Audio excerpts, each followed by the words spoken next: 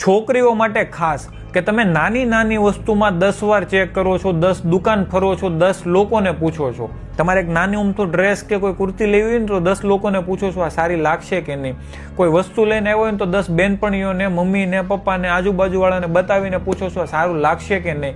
કોઈ પણ વસ્તુમાં તમે નાના નાના ડિસિઝનમાં બીજા લોકોની રાય લ્યો છો, પણ તમે કોના ફ્રેન્ડ બનો છો, કોની સાથે વાત કરો છો, કોની સાથે ભાગી જાઓ છો, આમાં કેમ 10 લોકોને નથી પૂછતા કે મમ્મી, પપ્પા કે ફ્રેન્ડ આ છોકરા સાથે હું વાત કરું અથવા તો આની સાથે હું ફ્રેન્ડશિપ કરું છું એ સારો છે કે નહીં, સાચું કહે છે કે નહીં, આ કેમ નથી પૂછતા? 10 લોકોને ચેક કેમ નથી કરતા?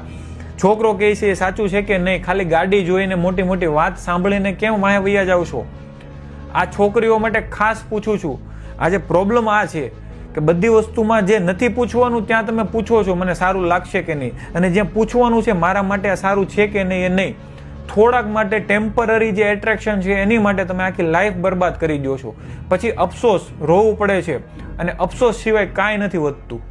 તો ધ્યાન રાખો બહેનો, એક વખત તમે જે સિલેક્શન કરો છો 5 લોકોની રાય લ્યો, સારું છે કે નહીં, ચેક કરો તમે જે સિલેક્ટ કર્યું એ સાચું છે કે નહીં.